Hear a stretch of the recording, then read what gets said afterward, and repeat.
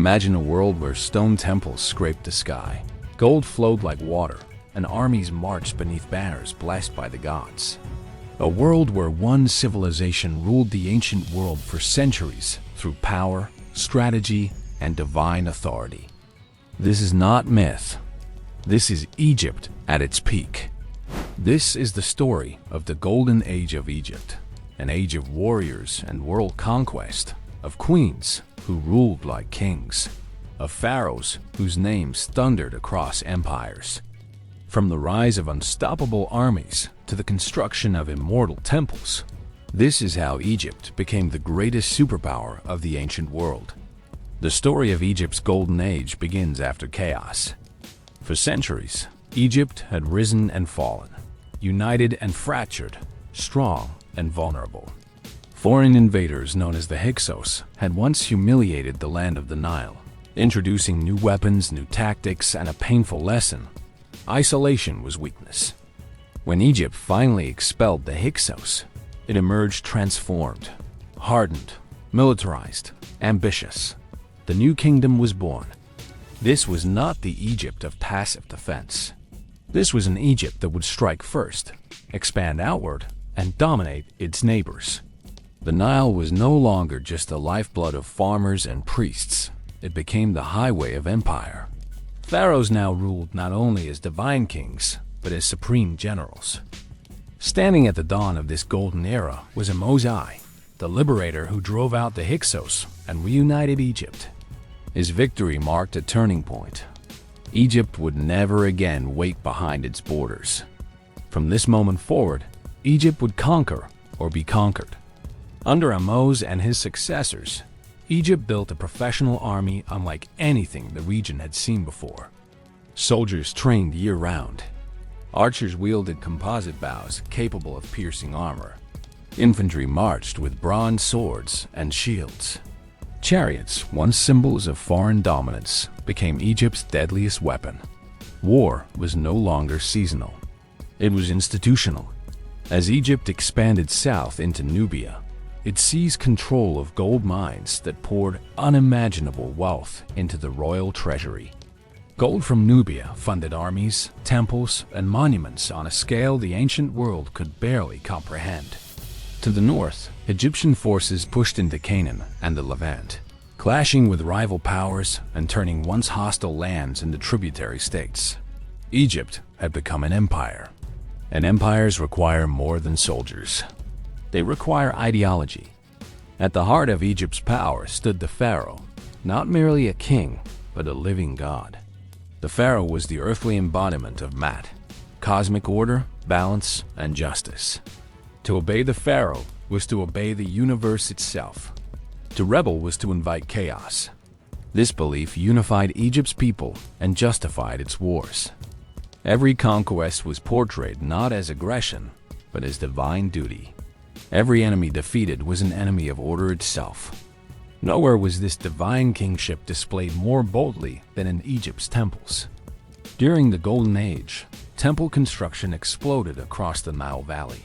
Massive stone sanctuaries rose at Karnak, Luxor, and Abu Simbel, each carved, painted, and aligned with celestial precision. These were not just places of worship. They were political statements, economic centers, and symbols of eternal power. The Temple of Karnak became the largest religious complex ever built by humans. Generation after generation of pharaohs added pylons, courtyards, and obelisks, each attempting to outdo the last.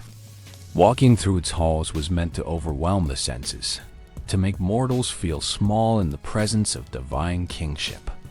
And yet, amid this world of warrior kings, one ruler would defy tradition and redefine power itself.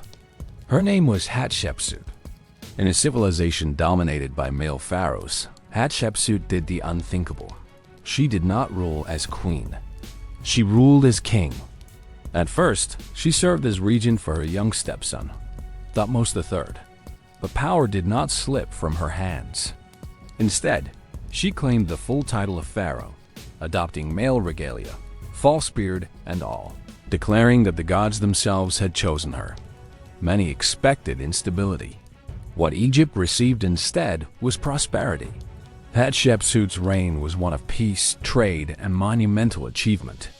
Rather than endless war, she expanded Egypt's influence through commerce. Her most famous expedition sailed to the mysterious land of Punt, returning with gold, ebony, exotic animals, and living mertries planted in temple courtyards as proof of divine favor. Her mortuary temple at Dirobari rose like a dream against the cliffs of Thebes, elegant, symmetrical, timeless. It proclaimed her legitimacy in stone. Under Hatshepsut, Egypt flourished, wealth flowed, art refined, temples expanded. The empire stabilized. But peace never lasts forever. When Hatshepsut died, her successor stepped out of the shadows and into legend. Thutmose III, often called the Napoleon of Egypt, Thutmose III transformed Egypt into a military juggernaut. Where Hatshepsut had ruled through diplomacy, Thutmose ruled through conquest. He led Egypt's armies personally into battle again and again, carving an empire stretching from Nubia deep into the Near East. His most famous victory came at the Battle of Megiddo. Facing a coalition of rebellious city-states, Thutmose made a daring choice, leading his army through a narrow mountain pass his enemies believed impassable. The gamble paid off. He surprised the enemy, crushed their forces, and laid siege to Megiddo itself. Victory followed victory. Under Thutmose III, Egypt reached its greatest territorial extent. Tribute poured into Thebes: gold, silver, horses, weapons, and prisoners of war. Foreign princes were taken to Egypt, educated in Egyptian ways, and sent back as loyal vassals. This was imperial strategy centuries ahead of its time. Egypt's golden age was now blazing. Yet even empires at their peak faced challenges, rivals who rise to meet them. To the north, a powerful new force emerged: the Hittites. Masters of iron weapons and chariot warfare, the Hittites challenged Egypt's dominance in the Levant. Border clashes escalated into full-scale war, testing Egypt's military might as never before. This rivalry would define the reign of one of history's most famous pharaohs, Ramses II. Ramses ascended the throne, young, ambitious, and determined to surpass all who came before him. He ruled for over 6 decades, an eternity in the ancient world, and filled that time with monuments, battles, and self-promotion on a monumental scale. He built relentlessly. Statues of Ramses towered across Egypt, depicting him as eternal, youthful, invincible. Temples bore his name. Reliefs carved his victories into stone, ensuring his legacy could never be erased. But Ramses did not rule by image alone. He ruled by the sword. His defining moment came at the Battle of Kadesh against the Hittite Empire. Marching deep into enemy territory, Ramses found himself ambushed, his forces scattered. According to Egyptian records, the situation was dire. And then the legend. Ramses, abandoned by his troops, called upon the god Amun and charged the enemy alone, turning the tide through sheer divine favor and personal valor. At least, that is how the story was told. In reality, the battle ended in stalemate. Yet Ramses transformed it into the greatest propaganda victory in history. Temples across Egypt depicted him single-handedly defeating thousands of enemies. The message was clear: Egypt remained invincible. Eventually, Egypt and the Hittites did something unprecedented. They made peace. The world's first recorded peace treaty was signed, ending decades of conflict. It was sealed with diplomacy, marriage, and mutual recognition of power. 2 superpowers, standing as equals. This treaty marked both the height of Egypt's influence and the beginning of change. The Golden Age had reshaped Egypt forever. Its armies had conquered continents. Its temples defied time. Its pharaohs had become legends. But maintaining an empire demanded constant strength. As generations passed, the cost of empire grew heavier. Wealth concentrated in temples and priesthoods. Local officials gained power. Foreign threats evolved. Internal unity weakened. Still, the legacy of the Golden Age endured. Even as Egypt's political power faded, its cultural influence spread across the ancient world. Greek scholars would one day study Egyptian mathematics, medicine, and philosophy. Roman emperors would build obelisks in Egyptian style. The image of the pharaoh would echo through history as the ultimate symbol of divine kingship. And today, thousands of years later, the temples still stand. Karnak still towers. Abu Simbel still gazes across the desert.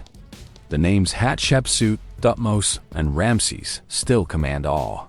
This was Egypt at its peak, forged by war, sustained by wealth, and immortalized in stone. A civilization that did not merely survive history, it conquered it. If this journey into Egypt's golden age captivated you, let us know by hitting like, sharing your thoughts in the comments, and subscribing for more epic stories from history. The past is full of legends, and we're just getting started.